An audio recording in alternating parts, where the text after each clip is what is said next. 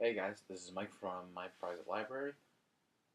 So this is my third attempt at making this video. Not gonna lie, I'm this close to screaming. So I'm probably gonna shoot this in a couple clips and just edit it together at this point. Okay, so this is basically everything I've gotten since Christmas, after Christmas, and my big last package just arrived a couple days ago. I just unboxed it. So yeah, let's just do a quick little haul video before iPhoto decides to do something mean again. So, first up, the deluxe edition of Superman for All Seasons by Jeff Loeb and Tim Sale. Great series. I loved it in trade. I was very excited when I found out they were coming out with this nice hardcover. There's a little bit of extra material in there, slightly bigger for nice art. But this is the one I started out with this book just because I have a couple issues with it.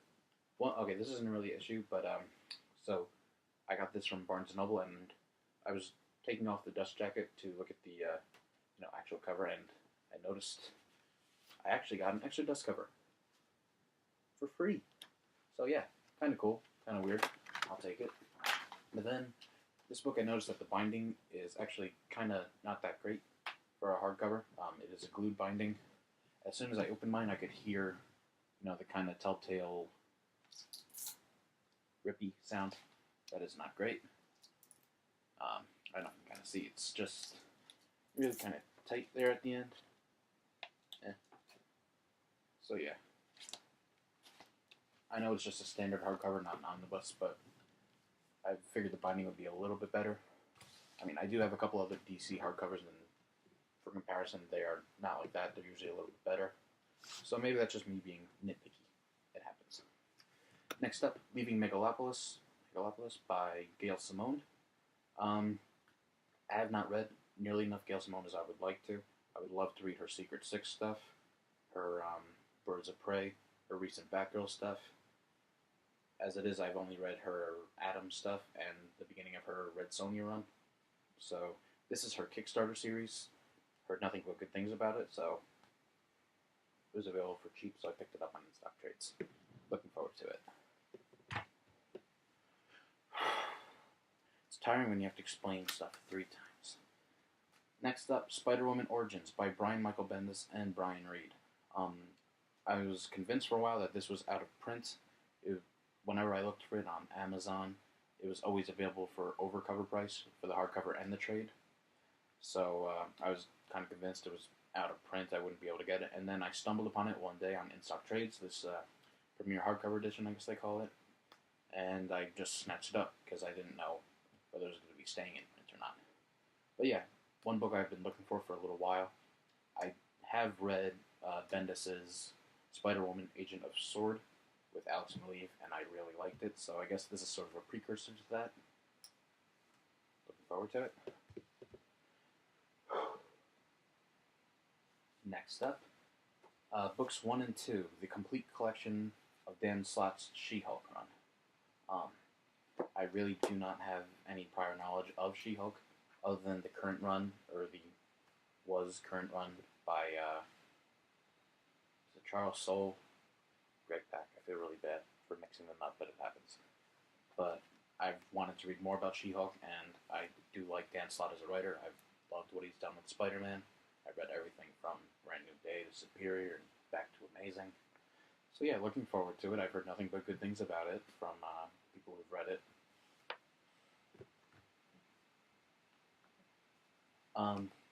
Batman Earth 1 by Jeff Johns. This is one of those books, when it came out, I was kind of on the fence of picking it up. And for the longest time, I honestly didn't think it would ever come out in paperback. So I just kind of wrote it off. I really didn't plan on reading it. But now that it did come out in paperback, and now that there is news of a sequel coming out from Jeff Johns, I figured I'd bite the bullet and pick it up. At a first glance, I kind of assumed it sounds a lot like Frank Miller's Year One, but I could be wrong. I haven't really heard anything about this book one way or the other. I heard it was kind of, an average Batman story, so I figured I'd just give it a shot. I haven't read any of the other Earth 1 stuff either, from, I think it was J. Michael Straczynski's Superman Earth 1. I don't know if they're tied in at all, but if I like this enough, maybe I'll check that out. Or if you guys have read it, let me know. Stop me. Okay. Then I have a couple Grant Morrison books. First one being Vimanorama, sorry, by Grant Morrison with art by Philip Bond. I picked this up mostly because I did like Morrison and Bond worked together on a small book called Kill Your Boyfriend, which I loved. It's just really funny and quirky and silly and kind of gruesome, so I saw they were together on this again. It's one of his older books, so haven't heard much about it, but it looks kind of good and intriguing. Looks like usual Grant Morrison weirdness, so I picked it up. And one of the other Grant Morrison books I picked up is called Mystery Play. I actually first saw this, I was flicking through his bibliography on Wikipedia, and this was listed there, but I hadn't heard anything about it, so I kind of looked it up. And when I looked it up, I don't think it was available on Amazon, so I just kind of assumed it was some random, obscure, out-of-print piece. And then it was the same day that I found the Spider-Woman book. I found this on in-stock trades as well, and it was only, I think, $5 or $6. It's a $13 trade. So yeah, similar to Vimanorama, I'm going into this with absolutely no knowledge of what it's about, how good it is, or any of that. I honestly haven't heard of anyone else who has this on their shelf. So, but like I said, it's Grant Morrison, so I'm assuming it's pretty good and weird. If you have read it, let me know. Okay, and I'll cut the video short in a minute, because this is where the trades end. I picked up The Chill by Jason Starr. It's one of these, I've seen these in my comic shop before, never actually stopped to look at them. I guess they're part of Vertigo's crime series. This one says it's a graphic mystery. They're smaller than the normal trade. Almost manga size, I guess. I don't have manga to compare it to. You know, shorter, thinner. But this one, during the end of the year on in-stock trades, when they were doing their big blowout sale, this was on the front page. It had good reviews, and I mean, I know it's one thing to just, read the little snippets on the back, because every book, no matter how good or bad, has snippets raving about it on the back. But this one does come highly recommended from Ed Brubaker. It does have good reviews online. I'm kind of a sucker for mysteries. I love reading them. I love writing them. And this one in particular has had very good reviews. So, I got it for cheap enough. I think I got it for $4 or $5 on in-stock trades. And who knows? If I like enough, maybe I'll have a reason to check out the other ones at my comic shop. Like, I didn't even pay attention to the names at my comic shop, so for all I know, there is more from Jason Starr out there that I haven't read yet. Looking forward to that. Okay, so I didn't exactly mention it, but all of those trades actually came in from one order from In-Stock Trades. That was my most recent order. And with those, I grabbed 2 new omnibi. The Sandman, volume 1 and 2, collecting issues 1 through 60 of Neil Gaiman's Sandman. Yeah, very much looking forward to these. These books are just beautiful. No dust jacket, but they got this nice faux leather mahogany look that make them look nice and classy on your shelf. Beautifully put together. The binding is pretty good considering it's not Marvel. It's a Vertigo, but still very well put together. These big pages just make the art pop out and look beautiful.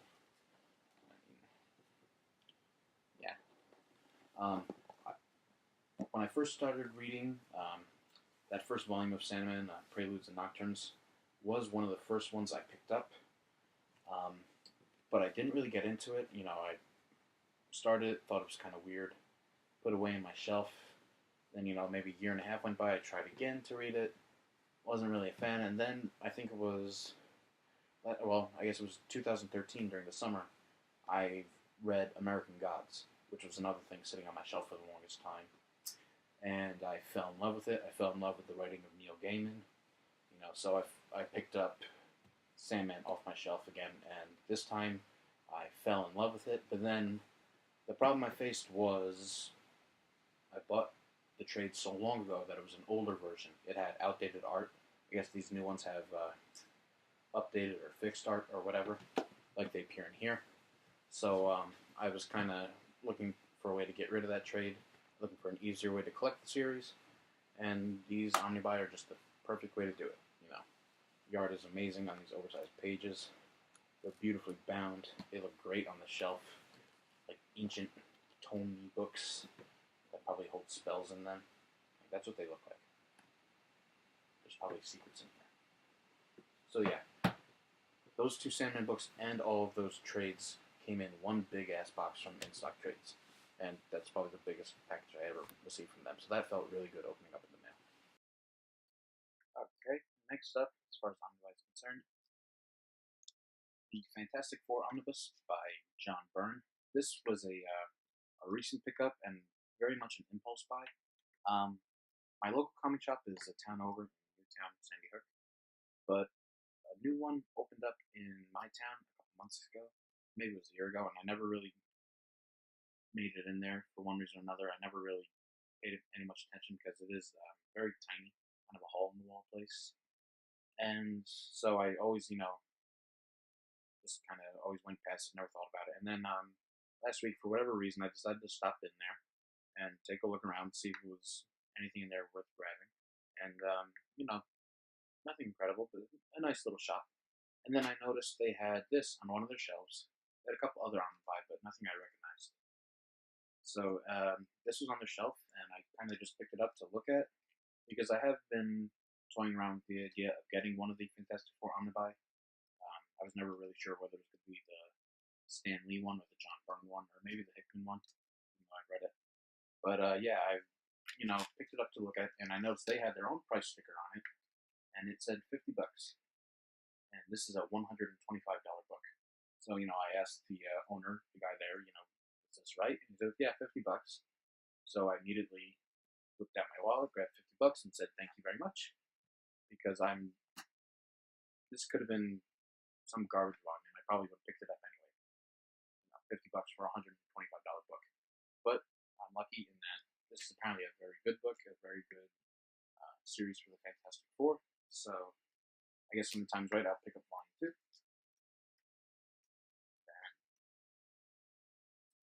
Animal Man by Grant Morrison, the omnibus. My friend Riley over at the Omnibus Collector, if you ask him what comic to read, what should your first stop be, what's his favorite comic, there's a 99.999 chance that he will answer, read Animal Man by Grant Morrison, because it is that good. And that's basically what he said to me when I started reading, and I took his advice to heart, and now I have to agree with him. I had the 3 trade paperbacks for the longest time, and now that the omnibus is available, I knew I had to go out and grab it sometime. So now with all my Christmas money, I figured, it was the perfect time. This really is an amazing story by Grant Morrison. Just an incredible comic, and now it's all together in one big book. Incredible artwork by Truog and Hazelwood, and Steve Dillon too, I think.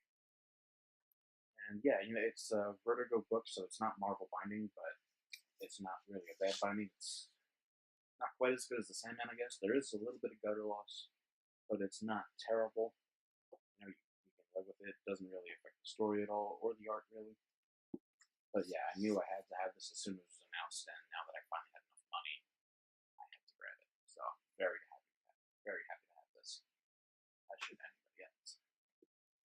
Okay. All right. While we're doing story time, so when I first got all my Christmas money, I made a list of all the books I was hoping to get on Reads and Trades and stuff, and I compared the prices across In Stock Trades, Barnes and Noble, and the normal cover price, which is what I would get at my comic shop. And I made an honest to God spreadsheet of where would be most cost effective to buy a book. Because Barnes and Noble had their buy 2 get 1 free sale, my comic shop had their buy 2 get 1 free sale, and I got so many Barnes and Noble's gift cards for Christmas, and I got 1 gift shop to my comic shop for Christmas. So the way I had things planned out is I would get this book from my comic shop with my gift card. It was a $25 gift card, and this is Frank Miller's Big Damn Sin City Omnibus. So I planned on going in and using that $25 to knock the price of this from $100 down to $75, which is cheaper than Barnes and Noble's price, but not as cheap as In Stock Trades. But still, I figured, whatever. $100 for this book is still a steal. It's 1,300 plus pages. It's massive. It's incredible binding for a book so big. The artwork just looks amazing.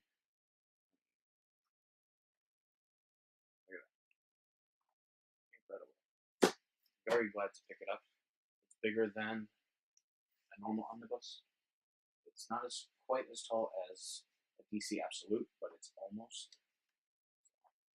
You need shelf space. That's something to take into consideration when you get this book. Dust jacket's a little. It is big, and I have not read any of it. I always joked I would, I would always tell people, when they recommend you Sin City, I was like, I'll read Sin City, but I'll read it when they put it together into one book, just easier. And, assuming they would have one book fit to the size of the other books, which are about this high. So having the artwork expanded like this is great. And I honestly think it opens the world for more omnibi, for stuff that is not standard, Western size. Right now, I think we should use that to make the case for the Scott Pilgrim omnibus. Just picture it. We can call it the big gosh darn Scott Pilgrim omnibus.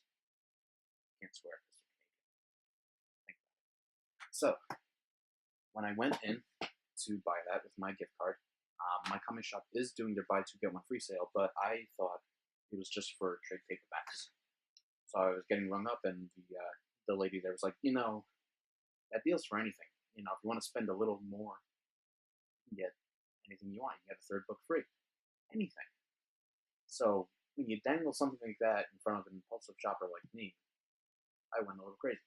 So this was something I noticed on the shelf. This is the Daredevil Omnibus by Brian Michael Bendis, Volume 2. I noticed it sitting on their shelf for the longest time, well over a year. No one picked it up. I know it is out of print, and I know that I do not have Volume 1. But I just figured, what the hell? I'll grab it. It'll look nice on my shelf. I do love the series. I have the entire thing in complete trades. So maybe, I know the first volume is well out of print, as is this one. But maybe if I sell my complete collections, maybe I'll have enough to go and scour and hunt down the first volume in Omnibus, just so I can say I can have it. So basically, I paid for the Big Damn Sin City at full cover price and used my gift card towards this. So $99 cover price, $25 gift card. I basically got this for $75. Below the cover price, and definitely below a lot of asking prices on eBay or Amazon, what have you. So I can't complain. Which means I got my third book for free. Now the problem is, I was looking around for a third book to get for free, and when I was doing that, I literally apologized to the lady. I was like, "Listen, I'm sorry. I'm just going to take complete advantage of you here. I need to find an expensive book." And she just kind of laughed. She goes, you keep us in business, so do whatever the hell you want. And I did pick up a third book that I got for free, a decent price. The problem was, well, there's no problem. The third and final book of this haul video, I guess, is the Saga, the Deluxe Hardcover Volume 1. Just came out a couple months ago, $50 cover price. Thanks to that sale, I got it for free. I've heard nothing but good things about this series. Unfortunately, I have not read anything from Brian K. Vaughan other than Why the Last Man, but I do love that series an incredible amount. It's so good. So I'm very excited to read this, and this really is a beautiful collection. I can't wait till the second one comes out. But yeah, so I got the Saga basically for free. But the problem is, I was looking around their shelf for another thing to get. Nothing really stood out until I think it was a day or two later. I was getting ready to go to bed. I was sitting down. I was just falling asleep, and I literally jumped up in my bed, and I was like, the Planetary Omnibus. It was on the shelf. It's $75 instead of $50. I should have grabbed that. Especially now, because apparently it's going out of print. So I'm kind of kicking myself about it.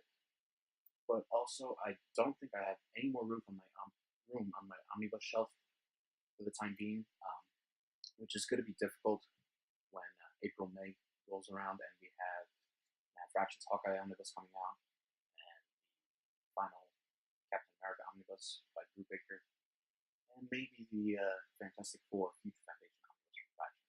I'm on the fence about that one. So yeah, I didn't get the Planetary Omnibus. I still might, just if I know it's going out of print, I'll snag it and figure out where to put it later. But yeah, that is it for this haul. I think it's enough. This should be enough to keep me well read for a very long time. So I don't know when the next haul video would be, but definitely expect to see some reviews and spotlights. If you looked at any of these books in this video or from my other videos, and you want me to review them or do a spotlight, take a close look at it, I will do so. I'm still working on the Goldfinch. I'm about 250 pages in, so that should keep me occupied for a little more. So expect to see a book review of that sometime soon. And that's that. If you have any questions or comments, feel free to leave them on the video below or send me a message over at the blog, myprivatelibrary.tumblr.com. Like and subscribe, do all that fun stuff, and keep reading. Thanks.